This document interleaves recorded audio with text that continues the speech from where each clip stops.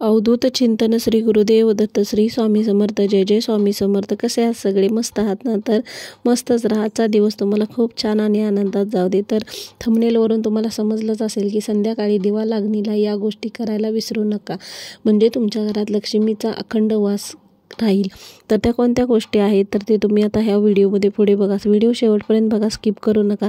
तर संध्याकाळी दिवा लावण्याचे फायदे काय आहेत ते आपण पहिल्यांदा बघूया. असे मानले जाते की ग्रामदेवता संध्याकाळी गावात फेरफटका मारत असते आणि ज्या घरात दिवे लागतील तिथे ती निवास करते. कातर वेळी होताच ईशान्य दिशेकडून लक्ष्मी घुबडावरून बसून येते आणि अनेक रूप धारण करून तिथे दिवा लावणी होते त्या घरात प्रवेश करते.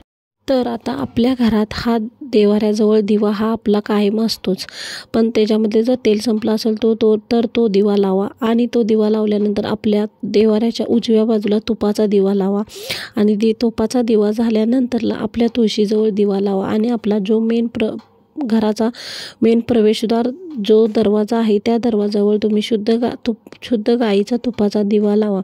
आणि दिवा लावताना तुम्ही नेहमी शत्रू बुद्धी विनाशाय दीपक ज्योती नमोस्तुते या मंत्राचा सोपा आणि सरळ अर्थ शुभ आणि कल्याण करणाऱ्या, आरोग्य आणि धनसंपदा देणाऱ्या, शत्रुबुद्धीचा नाश करणाऱ्या आणि शत्रूवर विजय प्राप्त करू देणाऱ्या दिव्याच्या ज्योतीला आपण नमस्कार करायचा आहे. आणि देवासमोर संध्याकाळी दिवा लावला, घरात धूप दाखवा. यामुळे घरातील नकारात्मक शक्ती नष्ट होतात आणि वातावरण प्रसन्न राहते. संध्याकाळी तुळशीजवळ दिवा हा आवर्जून दिवा लावा, म्हणजे लावाच. आणि आपण जो दिवा लावलाय तो किमान 24 तास तरी दिवा जळत राहावा याची तुम्ही काळजी घ्या.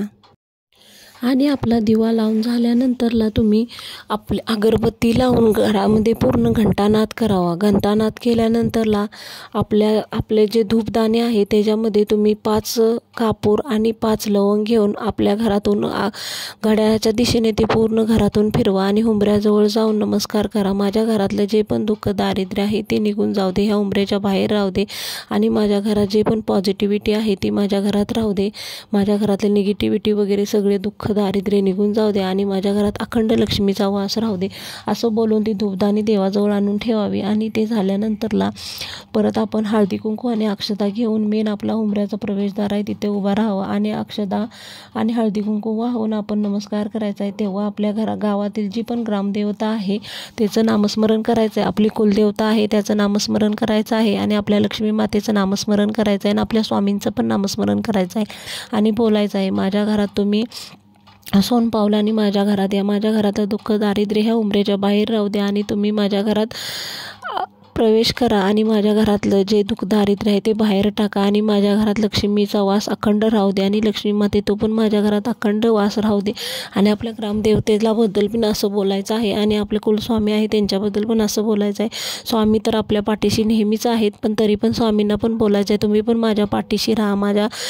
माझ्याकडून कुठलं सुद्धा कोणाला दुःख होणार नाही किंवा माझ्याकडून कुठली पण चूक होणार नाही एवढं माझ्याकडून करून घ्या. आणि असं झाल्यानंतरला आपण आपल्या देवासमोर आल्यानंतरला आपल्या एक स्वामींचा 108 वेळा जप करायचा आहे आणि तारक मंत्र म्हणायचा आहे. आणि ते झाल्यानंतर लक्ष्मी स्त्रोत जर तुम्हाला म्हणजे येत असेल तर ते तुम्ही म्हणू शकता.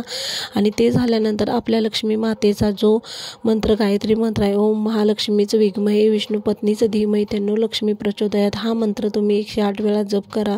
आणि हे केल्यानंतरला तुम्ही बघा तुमच्या घरातलं दुःख दारिद्र्य संकट जो पण आहे, भांडण कटकटी सगळं दूर होण्यास आपल्याला मदत होईल आणि आपल्या घरात मस्त सुखी आपला संसार हा सुख समृद्धीने नांदेल. तुम्ही ह्या गोष्टी करून बघा खरंच. आणि स्वामींची पण जर तुम्हाला जमलं तर तुम्ही 14वा अध्याय हा वाचायला विसरू नका. तुम्ही हा अध्याय पण खूप छान आहे. आपल्या घरातील आपल्या मनातली जी पण भीती दुःख जे पण घरातलं आहे दारिद्र्य ते पण जाण्यास खूप मदत होते. तर तुम्ही 10वा आणि 14वा अध्याय हा नक्की, म्हणजे जरी नाही भेटलं तरी 10वा आणि 14वा अध्याय तरी वाचा.